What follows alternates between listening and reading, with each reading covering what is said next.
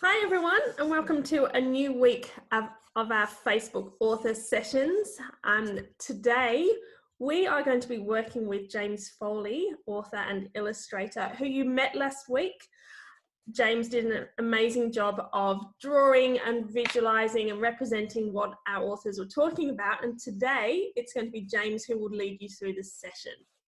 So before we start, make sure you've got paper, pens, pencils, a space to draw and write, because you can do this workshop alongside James. He's going to be talking you through some ideas and some skills, and you're going to be able to give your ideas and create your own work. So go grab pens, grab paper. Now James is just getting ready there. So James Foley is an author and illustrator. He makes picture books, junior fiction, graphic novels, including Robot, Dungzilla and Gastronauts. And his new book, Toffle Towers, is out now. So make sure you check that out. So hopefully you're all ready. Mums, dads, grandparents, whoever's at home, you can all join in too. Teachers, a lot of you are either on holidays or it's your last week of term. Have a break, let the kids do it themselves, or grab paper and pens yourself and join in. So James, thank you for joining us today, and I'm going to hand over to you. No worries. Thanks, Joe. I'm just finishing off a drawing of you. Well, I'm not sure I can get the pattern of your clothes. I'm just going to do lots of dots. Okay, so this is us. Actually, I forgot my beard too. I've got to add some beard. Oh, there you go. Don't add beard to me. No. No. Far too young for that. Okay, so today I thought we'd talk about comics because I get to make comics as some of my books. I've made some picture books. I've made some middle grade novels. I've made some anthologies, and I've got to make some comic books. And I know that kids love making their own comics. So today I'm going to give you some tips, some important tips about how to make your comics as readable as possible. I'll show you the comics that I've worked on so far. I've got to work on 3 so far. There's this series called S Tinker Inc., which stands for Sally Tinker Incorporated, and this is Sally Tinker. She's the world's foremost inventor under the age of 12.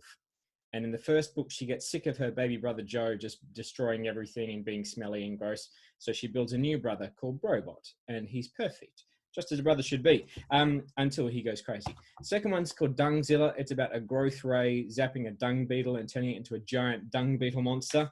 And the third one's called Gastronauts, and it's about shrinking yourself down in a tiny submarine and going inside the human body. And they have to go inside baby Joe's body to retrieve an invention that he has swallowed. But I'm actually working on book 4 at the moment, and book 4 is called Chickensaurus. I can show you the cover, actually. I'll share my screen for a second. I'll show you the cover, and I'll show you some of the work that I'm doing on this as we go, because I'll show you sort of what the process is like. So the cover is here.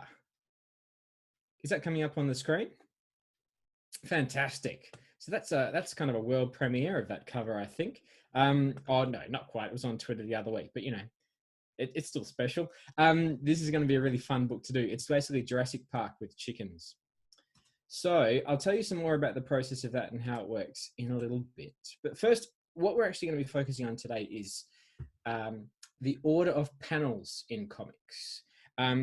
When kids make comics, even when I make comics, if you're doing it just off the cuff and off the top of your head, it can be quite easy to get some really cool ideas down, but it can also be quite easy to miss really important parts of the story. And then when you look at the comic afterwards, you might go, oh, I should have included this bit of information, but then it's not real easy to always just fit an extra panel back in, which is why it's really important to do roughs and scripts and things like that. And that's what we're going to talk about today.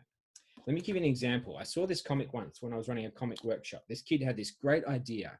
He said, okay, there's these 2 guys, and I'll draw them here really roughly. They're looking at each other, and they say, let's build, a rocket. Yeah. Okay. This is super rough. Maybe he can put his arms up and go, yeah. All right. And maybe one can have little spiky hair and one can have straight hair, so we can tell the difference between them. Okay. And then in the second panel, these guys start to build their rocket. So we have one dude here. They're both wearing like construction caps now. And they're like looking at their plans. The other guy's here. He's got his construction hat on. He's got his spiky hat out the sides.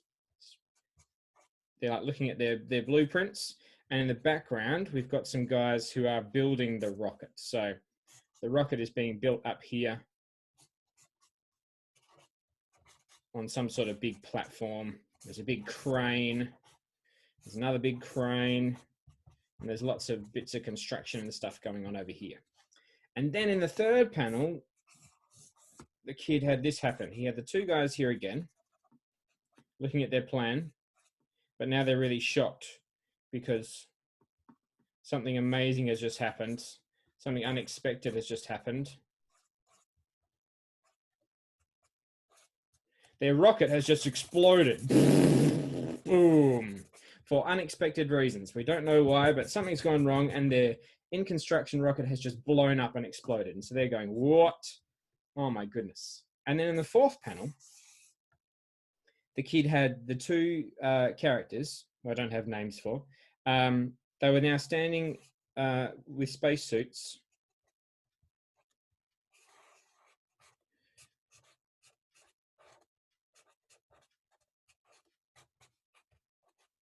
And they were on the surface of the moon.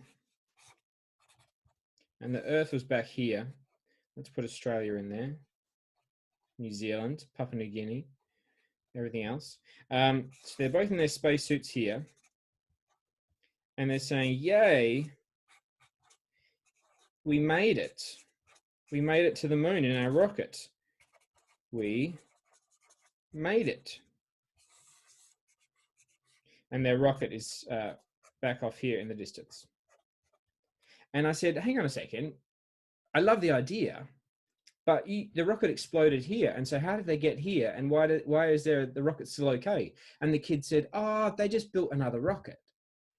And I said, oh, but I didn't know that.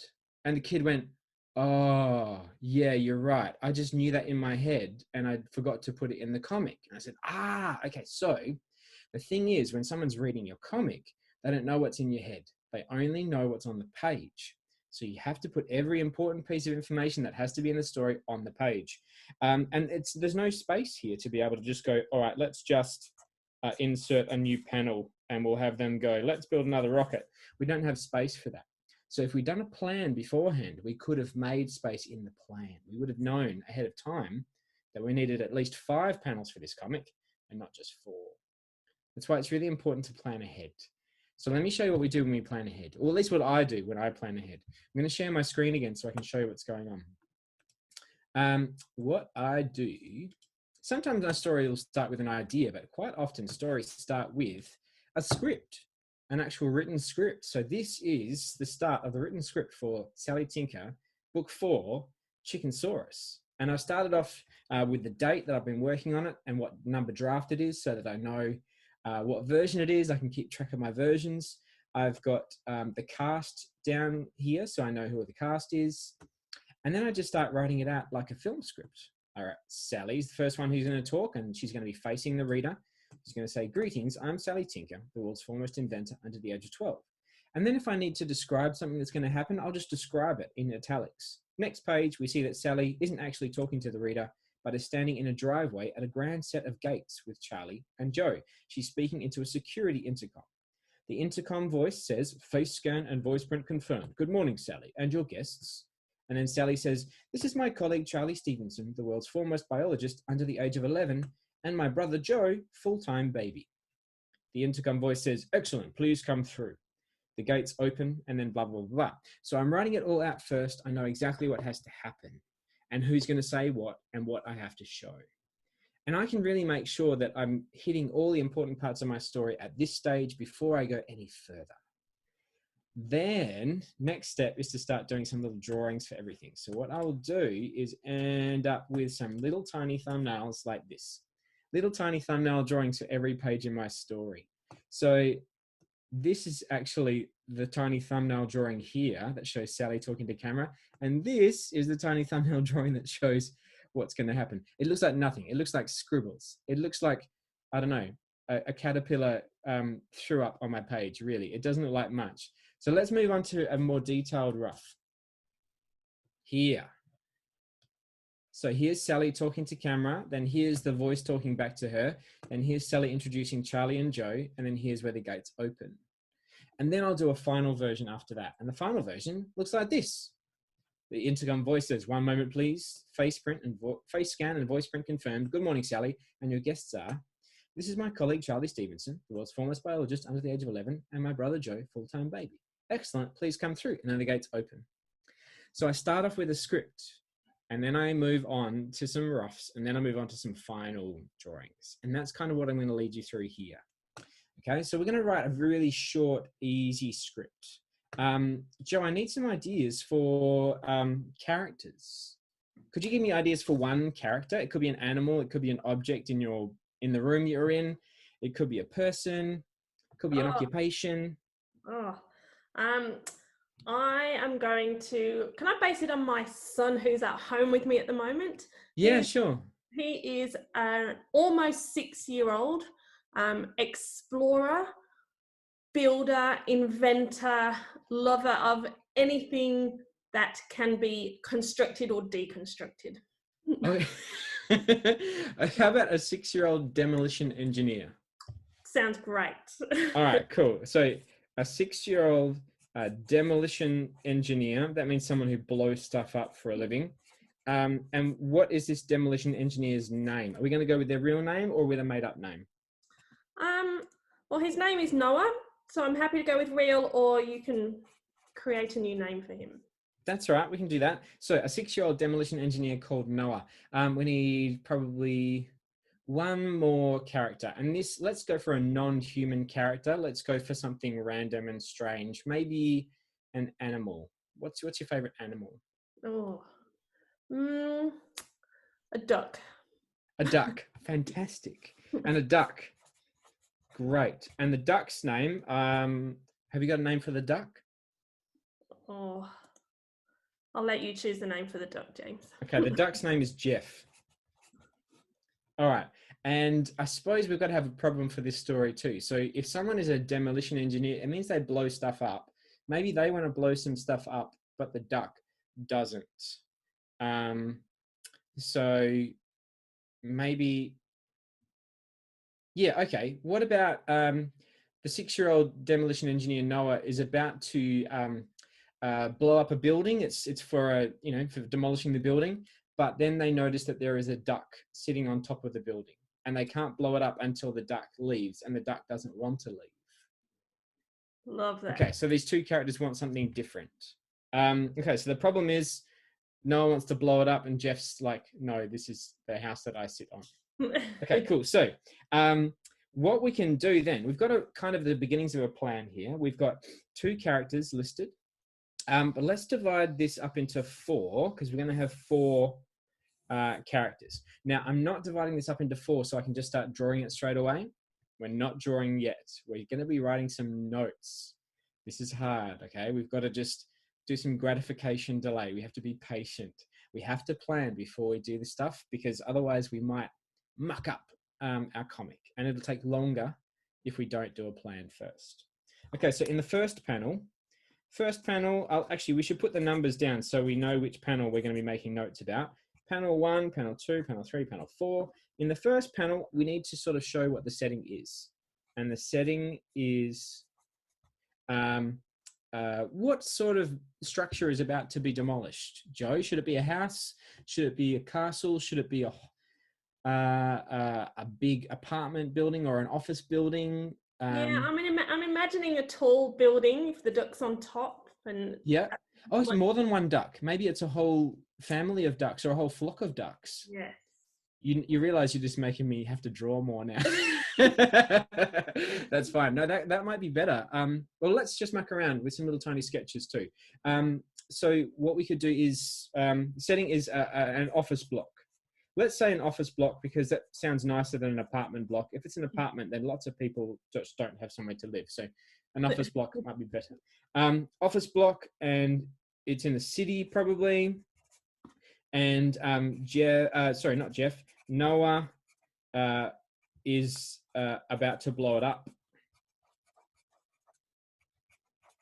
And maybe Noah says, yay, I can't wait to see this go kablooey. And then he says in panel 2, hang on, what's that? And maybe he's sort of peering up. He's peering up at the top of the building. And then he grabs his binoculars. He's grabbing his binoculars as he does this. And then he looks up with the binoculars. And then we see what the binoculars see. We see the binocular vision. We see ducks on top of the building. So we're pacing it out step by step, showing what's going to happen on each page, on each panel, sorry. All right, cool. So let's try and sketch that up roughly now. I'll put that just off camera to the side, just so I'll zoom up a little bit so we can see what my plan is, and then I can start sketching it up. And I wouldn't always do a full-size rough straight away. I'd normally do smaller roughs, but just for now, just to show you how that would work, I'll just quickly just rough up at full size what it might look like. Did you hear that wailing at the door? Have you got someone wanting to be part of this comic strip as well, James? We almost had a South Korean correspondent incident. That guy online, yeah, we had some a 2-year-old wailing and wanting to get inside. Okay, so let's sketch this up. So I don't have a title yet. I don't need to worry about the title yet. We can even do a separate cover page if we need to. Let's just get this down. So let's have a massive office block up here. I don't know what Noah looks like. Normally I would spend some time actually roughing up the character first, but we are running out of time. So I want to make sure we just get down the idea of what this looks like. He is either a giant block of chocolate or an office block. Let's put some little dots on the top that we can hardly see at the moment, but we will find out later are ducks. Then let's put a big stack of dynamite, like enormous, like taller than a person, and even like a cartoon bomb on top of it and everything. And there's some wires and stuff going from here off to one of those TNT plungers. And there's a boy here called Noah. Was Noah the boy who jumped into the vision the other day, Joe, in that session? Yes. Okay. I'm not going to draw him exactly the same. I'm just going to roughly draw it. And Noah is quite tall compared to this apartment building, but it's just because the scale will be too hard to draw otherwise. I'll give him slightly little evil eyebrows. Yes. Okay, he's got his little hands on here.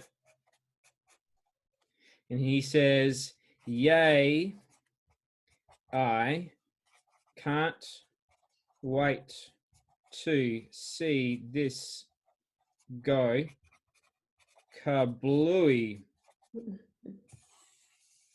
So notice I'm writing the words first and then I'm putting the bubble around it. That means I know exactly how big the bubble has to be. If I drew the bubble first and then put the words, if I drew the bubble first and then put the words in it, I might run out of room. So it's really important that I write the words first.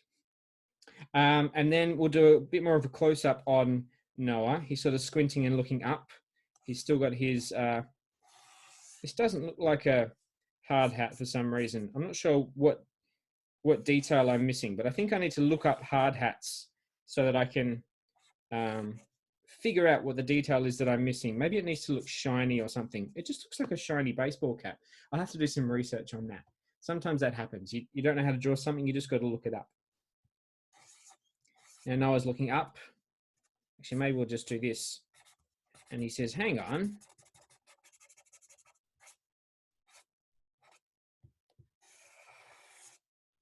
Hang on, what's that?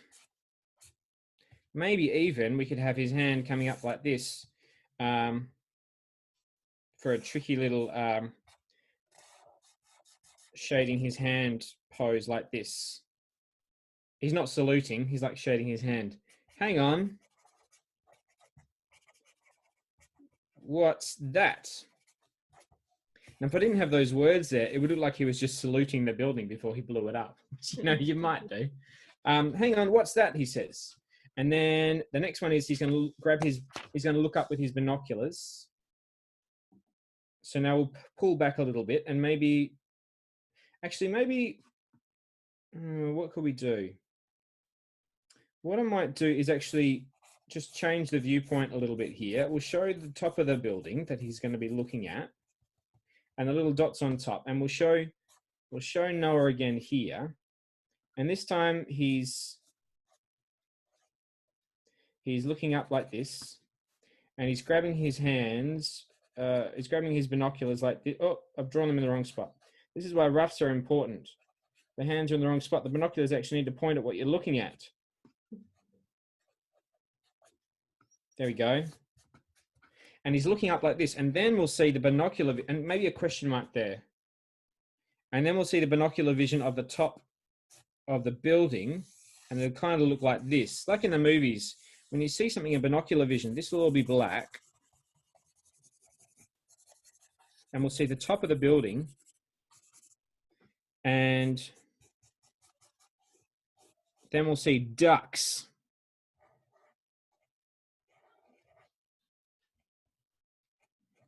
And maybe they're not just sitting there. Maybe they're also holding placards. Save our home.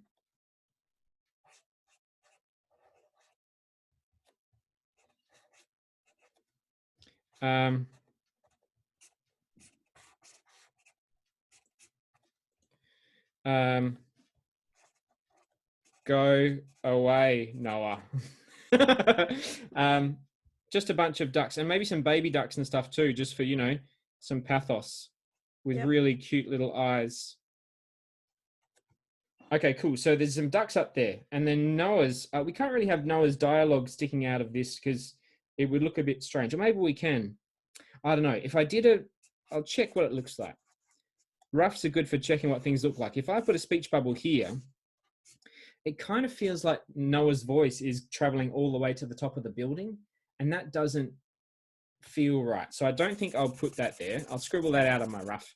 And then I would probably have another panel on another page that then was a close-up of Noah going, ducks! So this has actually turned into a longer comic than 4 panels. But that's the thing, isn't it? Because until you really start writing the script and planning stuff out, you don't know how many panels you're going to need. You need to plan stuff out so that you know how long your comic's going to be and how many panels you're going to have. But yeah, that's a good start, I think. That looks like it could be a really fun little story. I wonder what Noah would try to do to make the ducks go away, and what the ducks might do to stop Noah from making them go away. They might have this little duck human war going on for a little while. And then what would be the outcome? Would Noah get what he wants? Would the ducks get what they want? Or would they have to negotiate and come up with a compromise? I don't know. But maybe that could be your challenge. Maybe you could continue this story on. And there's another challenge. Maybe you could come up with your own comic and start off with a plan and then work from there. How does that sound, Jo? That sounds great. And I think that's a great start to a comic. I can also see if I didn't want to write about Noah and ducks, I could change those characters. But just by seeing you plan that out, James, I think that will be really good for kids to realise that planning is really important. And yes, your teachers have probably been telling you that for a long, long time, but now you've heard it from someone who knows and who creates comics and graphic novels. So the planning is really important, but even just the way you drew those pictures, even though it was just your rough, James, you really kind of gave me different ideas of the close-ups and perspective and different ways to do that. It doesn't just have to be a picture of exactly what's happening in every scene. That's it. And I mean, doing close-ups and all those sorts of things, they're a bit trickier sometimes. They're things you learn how to do. You don't have to do fancy perspective or anything when you're just starting out as a kid, but it can sometimes be fun to have a bit of variety in those viewpoints because it stops it looking the same all the time. It just gives that visual variety that keeps the reader interested. Yes. So today's challenge is continue the Noah vs. Duck story, create your own comic strip, but planning first. Yes, and I will include a sort of a template that's kind of like what I used, but it'll have a bit more detail. So you can download that template and you can fill in the blanks. Perfect. Before you do your drawing. Okay, your third challenge, and it is a challenge to the Little Scribe team, if you were watching last week, is we want to know who you want to read your writing. And our challenge is to try and find that audience for you. So James, we talked a little bit about this last week. Who is your ideal audience? Who would you love to read one of your books or your Noah vs. Duck comic strip? If it could be anybody in the world, who would you love to read them? It's a good question. I think my books are for different ages and different audiences, but these ones are really for middle primary, for like 7 to 11-year-olds. So any kid who really loves silly, funny stories and stories with a bit of kind of science fiction nuttiness in them, that's my ideal audience. But you know, if like Pixar wants to read them, or Disney, and turn them into an animation, that'd be great. That'd be pretty cool. Definitely. We'll add that to our list, James. Excellent. Okay, tomorrow we're going to meet Tristan Banks in our author session. Now, Tristan's going to talk us through a writing activity based on his novel Detention. So it'll be quite different to what we've done today, but James will join us again for tomorrow's session with Tristan. Now, James, your challenge is to draw Tristan and what he looks like. And remember, everyone watching, we'd love to see your representation of yourself as an author. So it could be a self-portrait, it could be a caricature, it could be an emoji. How do you feel when you're writing? Maybe you'll even include yourself in the comic strips you're going to create today. So let's have a look, James. What does Tristan look like? Kind of like this. Kind of like this. He's got spiky hair and he's usually got like a white t-shirt or something like that. Yeah, that's good. And video cameras. He's really good at online Skype sessions and all that sort of stuff. So we've got to have some video cameras. Yeah. And some lighting. Oh, perfect. Excellent. All right. Well, thank you, James, for today. I look forward to seeing you again tomorrow when we work with Tristan. But what a great session. And I think you will really have inspired some people to create their own comic strips today and plan for them first. So remember, we'd love to see your work. You've got your paper and pens and pencils ready. So go and create. Finish Noah vs. Duck, create your own comic strip and share them with us. We'd love to see them. Thank you, James, and I'll see you again tomorrow. No worries. Thanks, Joe.